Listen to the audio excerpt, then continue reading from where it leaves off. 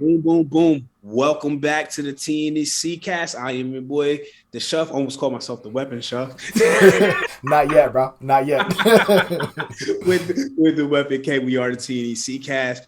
Like always, thanks for tuning in with us. And the housekeeping, like, comment, subscribe. We need that. We need that. We need that. We're still early in the year. We need to get to a point where we got to hit 500 at some point.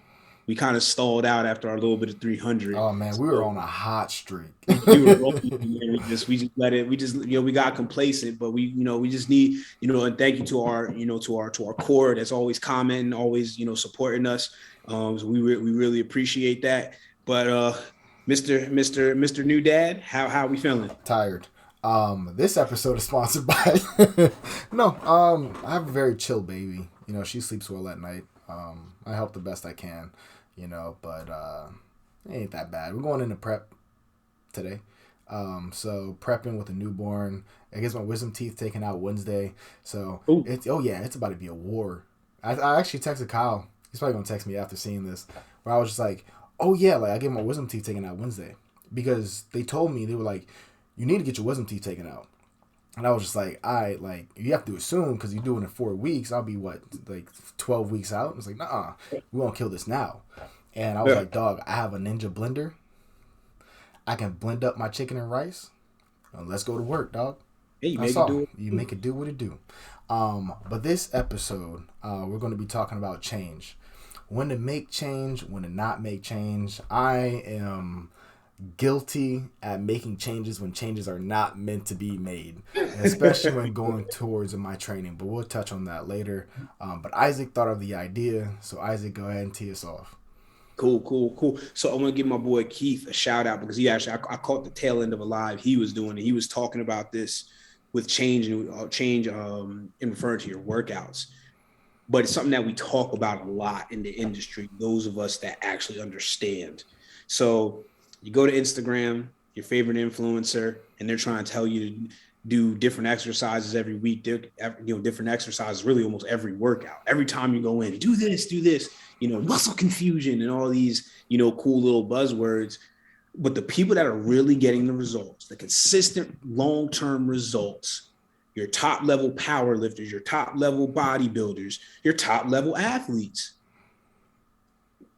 we are mastering the basics. Because once you master the basics, you don't need to go that much further beyond the basics. So, what do I mean by that? You don't always need constant change, and you have to understand what true change is. So, for example, if you're in progressive overload and for the last 3 weeks you've been doing 4 sets of 12, you may go to 4 sets of 15. It may be add a little bit of weight, or you might add another set. That is the minimum amount of change that you really want. Now, again, if you have a coach and all that stuff, I'm going to leave that alone. I'm talking about from a principle standpoint. So you have to understand when that change comes. Because if you are constantly creating wholesale change, i.e., so week one, you know what I mean? You were doing on your push day, you're doing bench press, overhead tricep press. And then week two, that same day is at your push day, you're doing a totally different set of exercises. You're doing only incline bench that day. So you're doing different variations of incline bench. It's like, wait a second, hold on. You have to master and you have to move. When I say move, move steadily forward. Move steadily forward. Because those changes, you know what they do? They set you back. They're resetting your clock. They're resetting that master clock of you mastering what you're trying to do. So it's like now I'm going back to Motivation Mondays. I'm going way back with this one. Be like the Colorado River. If you do not know what the Colorado River is, the Colorado River is what runs through the Grand Canyon that ran for millions and millions and millions and millions of years. And all it did was just consistent, just like this. Consistent, just like this. And it just cut through. It just kept going, kept going, kept going. So when you are mad, so that's what it mastered. It mastered going at that speed every day for a million years, and it made a Grand Canyon. You know what I mean? That's the same thing you can do in your life. That's the same thing you can do with your workouts. Ask the people that are really getting busy, that are really getting the results. They will tell you, oh, I do almost this. It's repetitive. You have to, like, when you really want something, When you really, really want something, are you willing to do the same thing over and over and over and over and over and over till you get it? Now if then when it comes in now, kind of alluded to it, you got to know when there's a change that needs to be made, i.e. with your nutrition. If you weigh 170 pounds and you weigh 150 pounds, your nutrition should be different after you've lost 20 pounds. It shouldn't be the same. That's when you need to understand when change is necessary. Now, that doesn't necessarily mean that your workouts need to change if you are getting the results that you need and the results that you want. You see what I'm saying? So don't always assume change, especially if you've only been doing something for 2 or 3 weeks. Unless you are making a ton of money, you can't expect to save for a house in 2 or 3 weeks. It's the same thing with your physique. It's the same thing with really almost anything. Stop expecting 2 or 3 years of results in 2 or 3 weeks. Stop expecting 2 or 3 years of results in 2 or 3 months of work. 2 weeks, 2 months, those are great starts. You look at Kyrie and myself. When we shared the stage in 2019, we look nothing like those guys no more. Nothing like those guys anymore. and that's the point. If we look the same, we did something wrong. Yeah. So a lot of the principles are still the same. The change is just based on our physiques changing. So okay, I know Kyle, kind of writes your program, but you kind of talked about your struggle with change and wanting to change I think it was basically too soon. So talk to us about your struggle with change. So I'm big into training, right? So whenever I think it was this off season, the beginning of this off season, I was in my chest, shoulders split, where it's like chest, shoulders, back, arms, legs, right? And I was fine tuning it every week just to find like, how do I optimize this so I can make the most progress in the shortest amount of time, right? And while I was doing that, I couldn't really get a baseline for my numbers, track and measure to see what was actually optimal for me, because it was constant change happening. So it was like, this chest, shoulders split, and then I went to push-pull legs. And then I went back to the original, it was a 4-day split. And then I added like another rest day. And then I went back to a push-pull legs. Which in the hindsight, I did run it for about 6 weeks. I tracked my workouts and everything, and I was progressing. However, I could have just focused on the 95% of literally bodybuilding, and that's effort.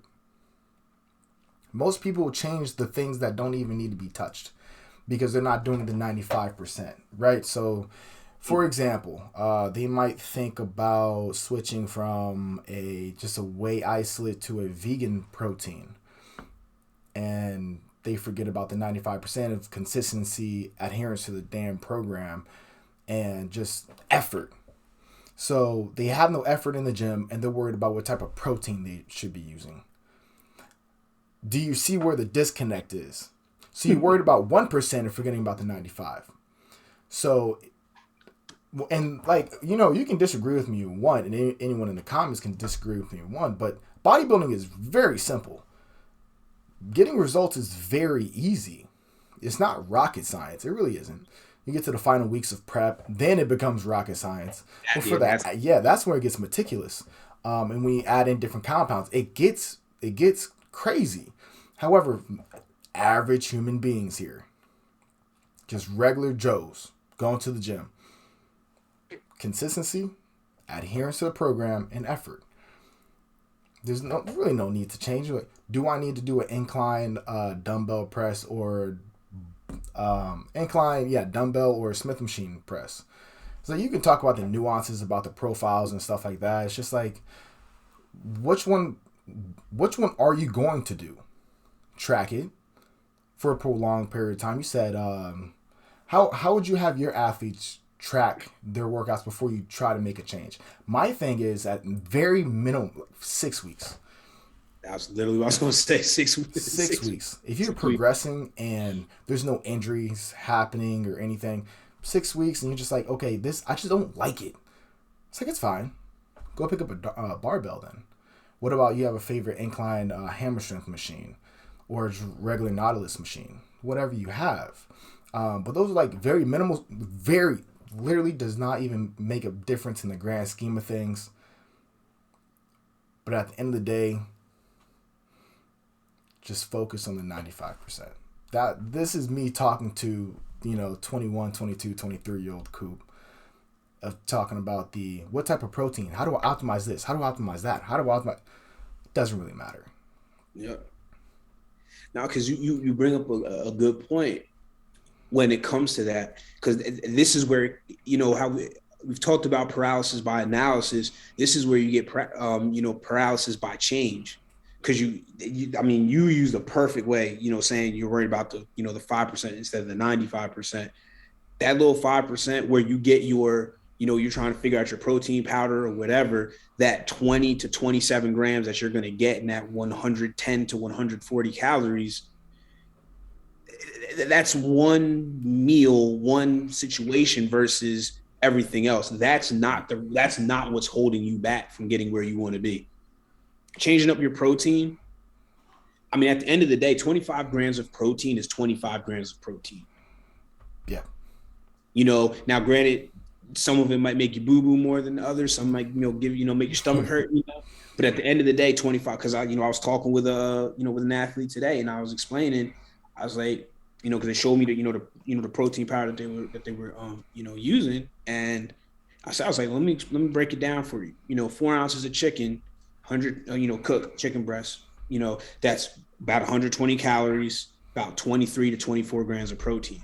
So instead of you taking that protein powder that's 130 calories and only 20 grams, go eat that chicken, because that chicken is going to have more nutrients. The chicken food is always going to be better.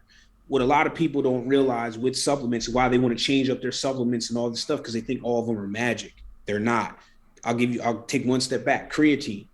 You take your 5 grams and you keep it moving. Yeah. It's very simple. There's no magic, whatever. You want to get a clean creatine monohydrate, bam, nice and easy. That's what it is. So, and you find a protein that you like or whatever, but it's honestly more about a convenience or a change up. Because honestly, all you need to get is from food. Because if you look, shout out to lightweight, baby. If you look at Ronnie Coleman, you look at these guys that were just huge. No matter what you think about the other stuff, they ate a lot. They ate, and it wasn't just protein shakes. Don't get that confused. Everybody, gym bros, and I gotta drink 4 protein shakes a day, dude. No, that's not the case. And that's where, again, you gotta focus on, when you do make change, it's about make the right change. So we talked about when to change your program, right? So you've been about 6 weeks in, because you gotta give everything a chance. You are not, I don't care what Superman pills you're on, you're not going to do one bench press and all of a sudden you have a gorilla chest and you're just crazy. You need to give it time. You look at, and then, Kyrie brought up another point. Are you tracking what you're doing? So week 1 to week 6, have you noticed a change? Are you going up in weight? Are you noticing a change in your physique? Are you noticing a change in your sleep? What changes are you noticing? Good or bad? So we can make a decision. I'm using the word, I feel like I'm overusing the word change now. But so that way, after that 6 to 8 weeks, we can decide, okay, we're going to stay on this course, or now we need to make change. But are you willing to do the work to get to the point, or are you just going to use change as a magic pill? Are you just going to drop your calories because you didn't lose weight this week? Or are you going to work the plan and stay on it because you're not noticing all these other things that, again, you're sleeping better, your digestion's better, your energy levels are higher. Those are 3 huge wins that people pay hundreds of dollars a month to try to correct with pills and all this other crap. Huge wins. That's the kind of stuff that we're trying to get you guys to understand. Like, as we just talk about a lot of the totality, of what we talk about. Don't just change for the sake of change. Because when you do that, you keep resetting that clock. You keep resetting that clock when you're changing for the sake of change. Like one of our TNEC on demand clients, was not eating enough. And I had to comment. Usually I try to leave that stuff alone, but I was like, yo, is somebody, I'm not, because I don't want people to connect the dots, but somebody was probably about 1,000 calories below where they need to be eating. And I was like, what made you make that change? Well, my fitness pal told me. I'm like, no, you can't, you can't. No, that change is you're eating dramatically to not enough. And that was a bad change because people now this is the one. You have to be patient in order to get to the point where you need to make change. Just because it's not moving at the speed you want, 9 times out of 10, it doesn't. We look, all of us, all of us. I want prep.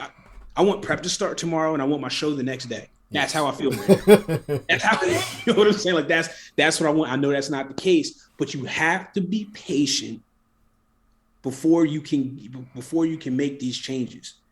If you try to rush it, and then this is what happens now, because now you're changing your mindset. Instead of saying, I have a goal to be here by this point in time, I now have a plan in place. I need to work this plan. You're sitting there trying to hop, skip, and jump to 6 months from now, or whatever your time frame is. And then when you start saying words like, well, I only lost this, or oh, no, because now you're changing your mindset the wrong way. That only mindset is bad. Did I do everything? The first thing you should think, did I do everything I was supposed to do this week? Did I do everything I was supposed to do this day? Kyrie talks about a lot with, we talk about the wins and the losses. Did I win the day? Did you win the day? Because I don't think I mentioned it, on the cast last week, but I've been using my fitness pal because of the way our app now has a higher integration level. So I've been back, using my fitness pal just to get used to it. And, because I know clients are going to want to use it. That was a necessary change. You see what I'm saying? And I bring that up because now I'm sitting there, it gives me these things where it's, oh, you hit this, you did this, you did this, you did this. So I see that I'm hit my consistency. I had a little too much fun this weekend. I wasn't happy with what I saw on the scale. Like, hey, be human. You know what I'm saying? We human, and we gonna get it corrected. But so Kyrie, so I know you've taken a small hiatus from coaching, but you're around a lot of coaches. Hello. So when you have somebody come up to you in the gym, they see you're a world beater, I want to be like you, and they ask you about when do they need to change their program, what things are you kind of telling them to look for or whatever? How would you advise them, knowing what you know? Are you enjoying it? And it's like, okay, yes, Coop, I'm enjoying it. All right, cool. Are you recovering well? Yes, cool. Fantastic. That's the end of the conversation, right? And then if they say, no, I'm not enjoying it, we'll change it. Because if you're in here miserable, you're just brute forcing this. You're going to leave. You're not going to last 6 months. For what? Come in here and do something you enjoy. Like, I enjoy push-pull legs. I would not enjoy an upper body, lower body day. You know what I mean? If Kyle put that, I'm like, I'm not going to do this. I'm not doing this. I can't adhere to that program. It's as if you give a lifestyle client, you got to tell them to eat grits and tuna together 6 times a day. They're going to be like, no. That's how they fail. Same thing with writing a program nutrition-wise.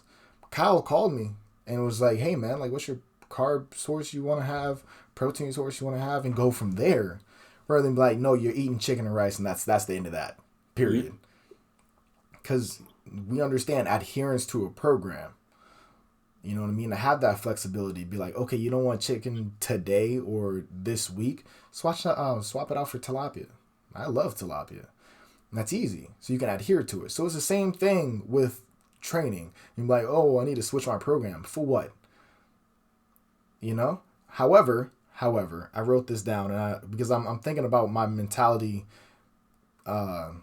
before, when I was like program swapping.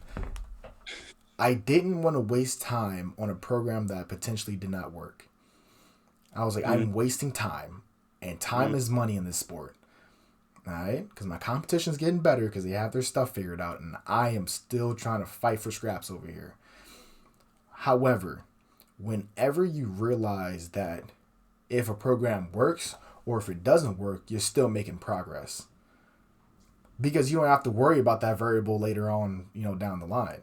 There's no wonder. You know exactly what happens when you do stimulus A, and you know what happens whenever you do stimulus B. So you're still making progress. Is it like a physical progress, a strength progress? It's like probably not. But you now know, hey, it's like in the benefits of losing. Whenever you get punched in the mouth, you know what not to do. You know what I mean?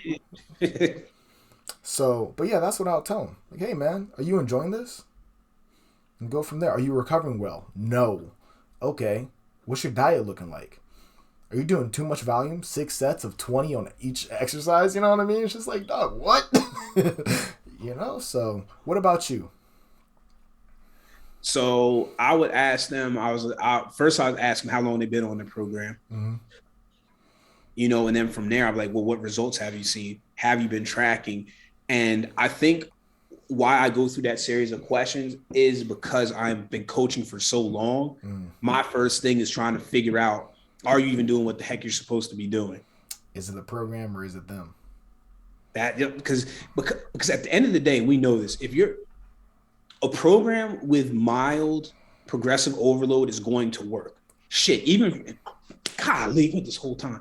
Even for you and I, if I wrote a program for you, totally different what you're doing, you wrote one for me, and as long as it has some kind of progressive overload, we're going to see something. Yeah. You know what I'm saying? So I try not to ask to see people's programs and stuff like that because I don't want to come off like poo-pooing somebody else's work unless, it really decides that, but that's neither here nor there. I try to stay away from that.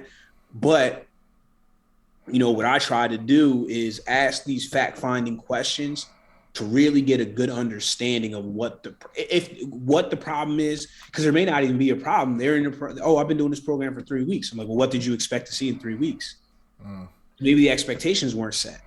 So I'm like that guide. I try to be like Yoda. You know what I mean? Like I try to figure it out and then tell, because sometimes like if I hear BS, I'm gonna tell them like, well, look, you may want to look into something else. But if I hear like, what your typically is, I'm like, you need to keep working.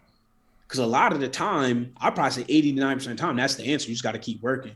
You're rushing it because you see somebody else's 90-day transformation and all this, and you get all in your head about, where you are.